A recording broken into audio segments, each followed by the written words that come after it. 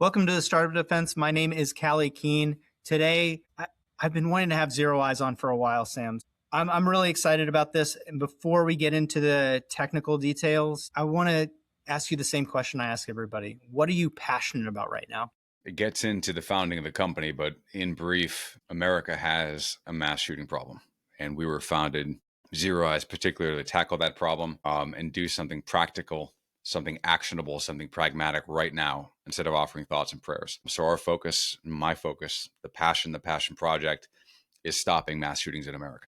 When you have this national level, very complex, difficult, important problem, there's a tendency to get into fascination with the problem or getting fixated on looking at the problem versus jumping into the solutions because it's so difficult and multifaceted. That's one of the things I really respect about ZeroEyes is this is a difficult market from a responsibility standpoint, not just from a tech standpoint of, hey, we can see if somebody is holding a firearm or has this intent. I'd love to talk tech details, but talk about the founder math, the passion versus the dollars is like, this is a difficult problem to sell from a responsibility can't fail problem, difficult from a market perspective, but so important. What was the impetus? What was hey, we're going to jump in and we're going to solve this problem? What made that happen? Yeah, a couple simultaneous factors. So I met the other co-founders in the Navy around 2009. We all did a couple tours to Afghanistan together. We were in the same troop together, and we all transitioned out and went into the business world together. I went to Columbia to get my MBA. A couple went to Wharton, and we stayed in touch throughout that transition. And the transition out of the military was far more difficult than the transition into the military was, and none of us knew that would be the case. And we missed each other. We missed having the humans we worked with, and we missed having a very noble, straightforward mission. And in 2018, while we were commiserating, that was when the Parkland shooting happened. And our now CEO, Mike Laif, was picking his daughter up from school soon after that. She had just done an active shooter drill, and she couldn't conceptualize why she was preparing for a gunman to come into her school with the intent to harm children. She was super flustered about it. He asked the school, "What are you doing with your security cameras? You already have them. They're outside the building in the parking lot. They're inside the building in the cafeteria. You have them in the entryway. You have them in the exit." And the answer was nothing, that they would be used forensically after the fact. So that was where he had the idea. How do we take this archaic security technology, the security camera? How do we make it left of bang? How do we make it proactive so that the moment a gun is seen in front of that camera, we can send that alert to local law enforcement, to school security, to business security, to the Department of Defense base security, so they can enact their security protocols and keep people safe before the trigger is ever squeezed. So we founded 2018 for that mission. Like all companies, it was immeasurably more difficult than we would have thought when we started. It took about 2 years to get like a minimum viable product to market in 2020. That was the exact same time as we were pursuing K-12 and getting some interest that the decision was made to shut down schools for COVID-19. So we had to do a massive pivot to survive. We pivoted to DoD, and commercial was a great move. We scaled throughout COVID-19 and then came back to K-12 in 2021. We found that what made us good on a military base or in a subway platform or at a grocery store or a shopping mall made us even better in the hallway of a school or the parking lot or the loading dock, because our algorithm was now diversified. Our data set was diversified. And we decided to stay in all the verticals. So right now we're in K-12, higher education, almost every commercial vertical, Department of Defense, and Fed. We've been growing considerably since then, given the onslaught of mass shootings in America. So it came down to the passion. We wanted to tackle that serious problem, and to your point, we wanted to do something concrete about it. Not just say, "Hey, there's a problem. Let's riff on the problem," but hey, here's a solution that we could do right now. And every single week, we're getting detections of guns where they should not be. We're sending true positive dispatches of AK-47s outside of elementary schools. Semi-automatic handguns on subway platforms, AR-15s in grocery stores, shotguns in churches. We're doing this every week, and it's been a really good fight. Yeah, I really respect this about ZeroEyes is I can see the base security contract wins. I can see the SBIR phase 2, and it is tempting to just say, hey, school and sled market is very difficult. Commercial market is highly fractured. let's just stop being a dual use company, but sticking to your premise of why you're doing this and the mission of the company. It's one of the few dual use companies that we see. The argument we have on the show all the time is every technology, everything is dual use, right? The Army uses pencils, Kleenex, like everything is dual use. It just doesn't mean that you have dual use companies, because it's difficult to go after all of those verticals.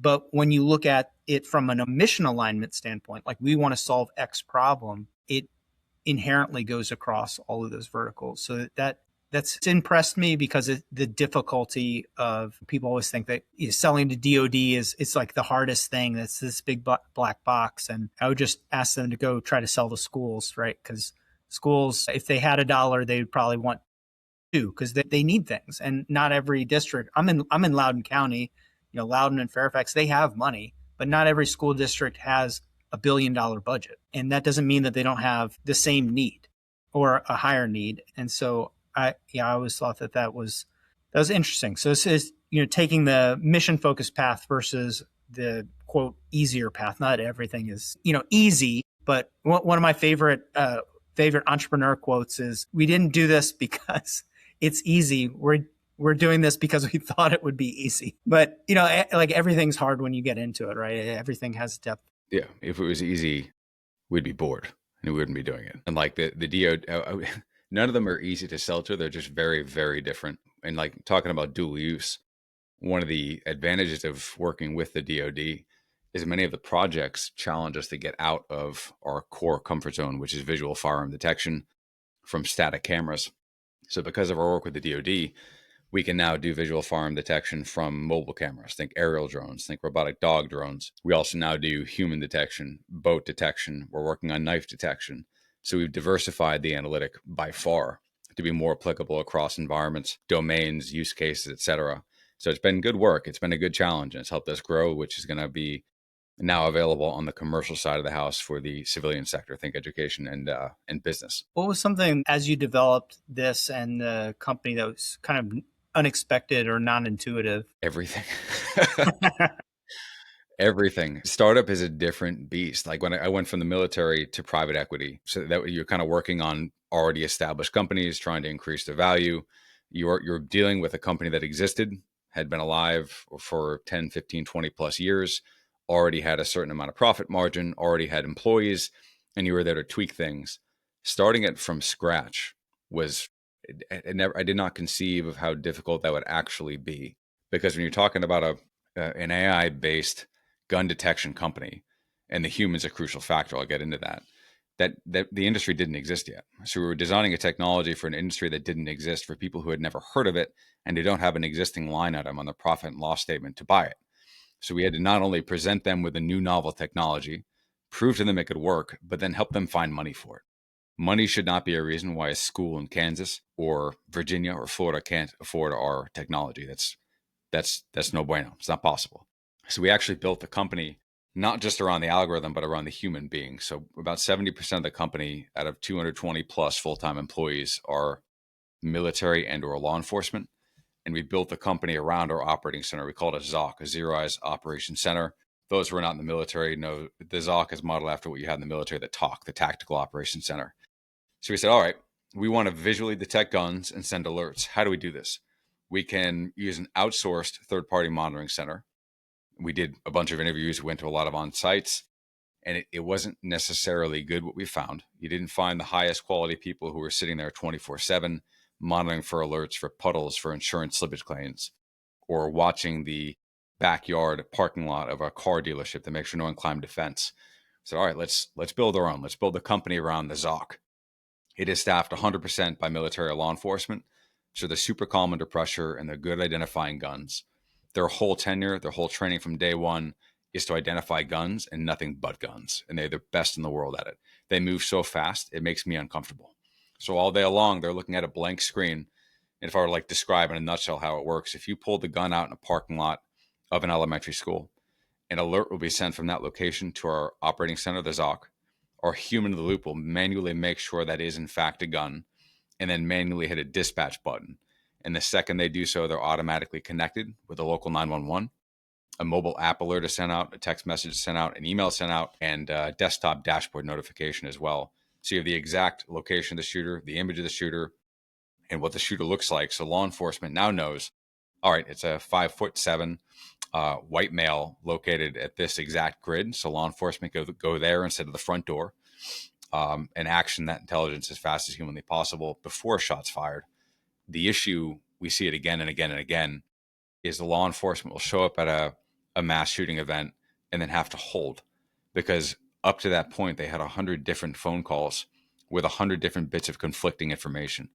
Number of shooters, location of shooters, type of weapon system of the shooter. And if you're a cop on the beat and you hear someone say, hey, 2 shooters with machine guns, well, that means a Mark 48 belt fed 7.62 machine gun. You're not going to want to go there as a cop on a beat. That calls for SWAT, when in fact it's one person with a semi-automatic rifle. Totally different response. So the more information we can give law enforcement in the field, the faster and more effectively they can eliminate that threat. And that's exactly what we're seeing right now. That answers a lot of questions to me about the algorithm and how you really make sure that intel is verified, that it's good, right? Because this is like the immediate kickback that we have with anything AI related is, does it actually work? And is there somebody that's verifying, does it work? Like, how does that functionally operate in an environment where you can't be wrong? And that human in a loop, it has my mind going in a completely different place, but like that, it makes a lot of sense. And it's that great assurance layer for something that is fast and difficult to get 100% right. But what this made me think of is, you said that, hey, when you got out of the service, you're looking, what do I do? Where do I belong? We hear this from founders all the time on the show, is like, hey, I used to be a part of a group and we knew what we were doing and we were mission aligned and we were focused and we were a part of something, we were doing something important.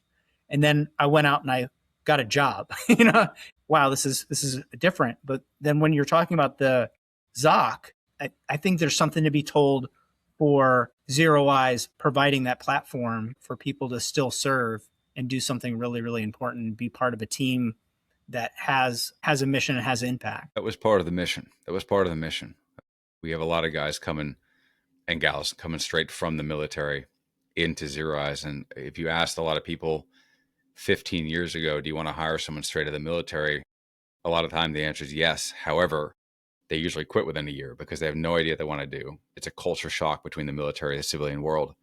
And we kind of negate that because we try to create the company to have the vibe of a SEAL platoon with the energy and focus and aggression of a VC-backed company.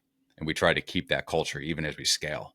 So that's really easy for your former O4 in the Navy or your former E4 in the Marine Corps or your former E2 in the Air Force to come in here and have a good transition from the military to the civilian world and keep the best of both. We actually have 2 ZOCs. So one outside Philadelphia, another one in Honolulu, Hawaii. One, it's offset by time and space, so it's redundant. It's great, and it makes the graveyard shift easier to do for the 24/7 monitoring. But 2, you get a lot of Marines who station in Hawaii, get out of the Marine Corps, want to stay in Hawaii, but there's no jobs, so we take them. We take them all. So we have like a really good pool of candidates in Hawaii. A lot of really cool Marines working out there. So that worked out well for us and well for them. And yeah, that's one of the best parts of doing this is we get to work with the people that we loved, but in a different environment, on a different mission, focused here at home. It's paid dividends. This is super interesting. From I'll put my venture hat on for a second, because when you look at business models, we can buy into the mission, we could buy into the technology, but right now there's just a crisis in finding great people and being able to scale a company. Almost everybody that we talk to, it's what does your BD pipeline look like? You're like, okay, you're doing this great thing, you're venture backed, like people know you, like you can go and we can put you on a timeline and you can get more contracts. It's what does your recruiting strategy look like? What's the, have you unlocked the code of how do you get more great people into your organization? That's really what scale is. And it's just really what it makes me think of, because yeah, just from an investor or a startup person perspective, this is really interesting because it contributes to the mission, but it's like unlocking what I see as one of the biggest problems for most of the companies that come on here is we have a great recruiter, we have a really good network, but when it comes down to it, if you want to grow really fast, It's quite a bottleneck. And to know this is why, this is what we provide, this is our talent pipeline, and that being strategic really puts you on a different, you're on a different pedestal than everyone else, right? As far as solving the scale problem. I did want to talk about startup stuff for a second, because ZeroEyes has raised quite a bit of money, and you have a background in capital, and this is something that people ask all the time. And I don't think that every company is venture backable or really needs to get venture, but if you want to scale up quickly, there's a good argument to be made for taking capital to grow quickly. Everybody's interested in it, and so because ZeroEyes has done this successfully, and this is part of your background, I want to just get into like why and how that was able to happen. Because I might be wrong, but I think ZeroEyes has raised like a little over 100 million, so that is fairly significant. I think that's a good story. Like, what makes a team, not just a technology, but eligible for that level of funding? It's looking at it from the perspective of someone who had VC invested in his company as opposed to a VC investor. I did private equity before, which is a totally different animal. Totally different animal. Like, we started 2018, we bootstrapped it. We were all enlisted guys in the military, weren't sitting on a great deal of wealth. So like, that was a pretty rough 2 years trying to devote everything we had to this. And then in 2020, because we had the MVP and because we met a lot of really impressive people in the VC space, they do what VC investors said, which is, okay, your idea is pretty cool. However, we like you guys. And I guess the question really goes into, what does it mean for a VC investor to like you? And that's the intangibles. That goes down to passion. Do these people genuinely give a damn about what they're doing? Are they going to bleed for it? 2 would be intelligence. Like, do you have the bona fides, the actual cognitive firepower to get it done? And can you prove that just by the way you communicate with the VC investor, the way you talk about your software, your solution? And the other third thing is often like the team. How do you gel together? And that was, I think, the thing that really knocked our investor socks off, both then and now. We've done Series Seed, A, and B, probably going on a C soon. And it's the same feedback every time. You guys are a joy to work with. We've never seen this before. Like, the way you work together, the fact you do not allow ego into the room or the equation ever. And I can't conceive of some of the boards and some of the companies these guys have seen. I've heard the horror stories, but companies will actually be sabotaged because one founder or one executive simply can't stand another one being successful, even at the cost of the company. And that is a standard thing from what I've heard in the corporate world. It doesn't exist here. We wouldn't be doing this if it did. We wanted to get away from that. We wanted to work in a high impact company where the mission was more important than any individual's ego. And that is, that pays dividends with whatever investor you're talking to, because it's a breath of fresh air. It's not just, hey, we're here to make a ton of money, or, hey, I'm here for individual glory at the cost of the company. It is it's a team that wants nothing else in the world but to be working together on one problem. That is a good sell, especially in the world where everybody's talking about a crisis of purposelessness and meaninglessness. That is an antidote to a lot of ills, including in the investor world. Most VC investors don't just want to make a bunch of money real quick. They actually are doing VC because it's an opportunity to spread a bunch of chips in a bunch of companies that matter and can make a difference, knowing that 1 out of 15, 1 out of 20 is actually going to return an investment that makes up for all the other ones. They want to see the good ones win. And the good ones aren't just the high impact mission, but the people who are behind it, the team they're investing in, the team they want to see become super successful. So I know that was kind of like a pretty qualitative riff, but that is a lot of times what investors invest in. It's the intangible, it's the human factor, not just the technology factor. I really wanted to highlight this because the most common advice that you'll see is, hey, we were able to raise a lot of money because I'm already an exited founder, or I was a VC partner, or these things that people don't have access to. And what I wanted to highlight is those things are a factor, but it really contributes to people over technology. That team factor of looking at it, do these people have it? And it didn't take a team of ex-founders from Palantir and Anduril, which I have friends and we have people on the show that this is the case. And yeah, it might make it easier for them to raise money, or they've exited. Like Steve Simone has been on. He already exited a startup, so it makes it easier to raise when maybe you don't need to raise money, But that I don't want people to hear those stories and then get discouraged and say, well, I used to work on this problem and now I want to solve this problem and I can't do it because I haven't already exited a startup. It logically doesn't make sense because everybody that's exited a startup had to have founded that startup in the first place, right?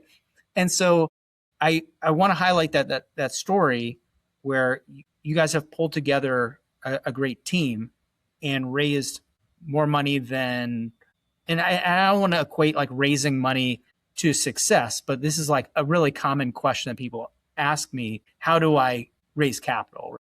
And so there is this like logical connection between I have a good idea or a good company and I'm able to raise money. From this quantitative perspective, ZeroEyes has been quite successful at doing that. You don't have those things that people use as excuses. It's just been, from my outsider perspective, a product that succeeds in demos, a team that's grown. There's no, yeah, like you said, there's no like public disputes and fights over a lot of startups. They get seed funding and then that's everything kind of implodes. And so, yeah, I wanted to tell that story because it really goes back, and I see this common thread with our discussion around human capital, around teams, around people. And this is something a friend of mine, Jesse from Def, says pretty consistently, that people are the capital, right? The community is the system, right? The community is the weapon system, right? The people are what make it happen, because otherwise it's just technology sitting on a shelf. You can't solve problems with just raw technology. And understanding that, I think raising money, which is showing, hey, what we can do as a team with this technology, is directly follows that. Yeah. Yeah. I would say too, if anybody is despairing about not being able to raise money, never discount how many crazy bastards there are out there with a lot of money who will invest it for no other reason than because they like you. Like, it's that simple. They are everywhere. You just have to keep going until you find them. And that's a beautiful thing. That's why capitalism works. What's next for ZeroEyes? Oh my God. We're rolling out a bunch of analytics next year. So it's December 11th, 2026. New analytics are coming out board. We founded specifically to do gun detection and nothing but that, the best in the world. Mission accomplished. Now it's time to diversify a little bit. So you're going to see new analytics come out that we built organically. Other analytics maybe through acquisition. It's going to be fun. But knife detection is probably the number one thing, the most important thing we could offer. We get asked about that second after guns the most, especially in the UK. When you can't shoot people, you stab them to death. So like that's going to be a major market for us real quick, and other analytics as well. But that's going to be fun. It's going to be a new challenge figuring out how to bundle those together, approach the market with them, whether as line items or as bundles, like a lot of different. It's almost like reinventing the company from 2018 again, which is refreshing because it can get boring after a while if it's the same problem again and again. This is going to be a good fight, and it's going to happen in the next month or so. Yeah, because if you broaden the aperture to just dangerous object detection, there's a lot of places that you can go, right? I'm very excited to see where that takes you. I mean, some of that space is pretty competitive, edge detection or object detection for counter UAS, but it's there, or tried and true things that like gate analysis that are important as part of that mix. And there's a lot of interesting adjacent problem solution fits that are in that space. So I'm really curious to see where all that goes. And something that I've been excited to see is the partnerships that ZeroEyes has rolled out. I saw integration with PicoGrid. That's always exciting to see for me, because I think just like you're describing the team, and that's why people want to join or want to invest, or that's why you're able to scale. I think that from this meta perspective of a community, like we were saying right before recording, like this is a small community for people that want to operate in defense tech startups. It's like thousands of people, not hundreds of thousands of people. I wanted to jump in and talk about the partnerships really quickly, because if you're dealing with difficult situations, there's no sense in building your own C2 or power. Or if ZeroEyes came out and said, hey, we're building drones now, I'd be like, why? Like, why? There's so many great drone companies, you know? Yeah, no one's alone in this fight. And the cool part about that small world we're talking about is a lot of the people there, former military, former law enforcement, and they're all kind of tackling a similar problem, trying to take a super innovative approach to the problems the country's facing domestically, internationally. So they have a very similar culture, similar aggression, similar passion.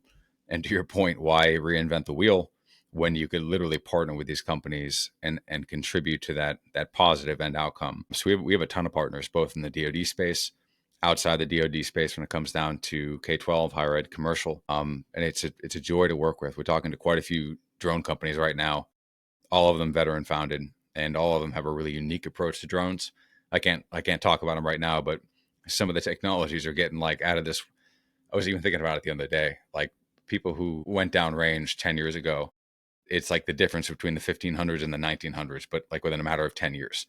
It is a different wartime environment right now. And to think that one company is going to just organically come up with all the solutions themselves is out of this world. The ability to move fast, again, move that ego out of the way, partner with these companies that have a similar mission and focus and driven value. That's the way of the future. And the DoD space is coming together nicely for that. It's been good to see. Sam, I really appreciate you taking the time to be on the show. Yeah, but genuinely appreciate it. It was an awesome conversation. And yeah, I appreciate your time. My name is Callie Keene, and this has been the Startup Defense.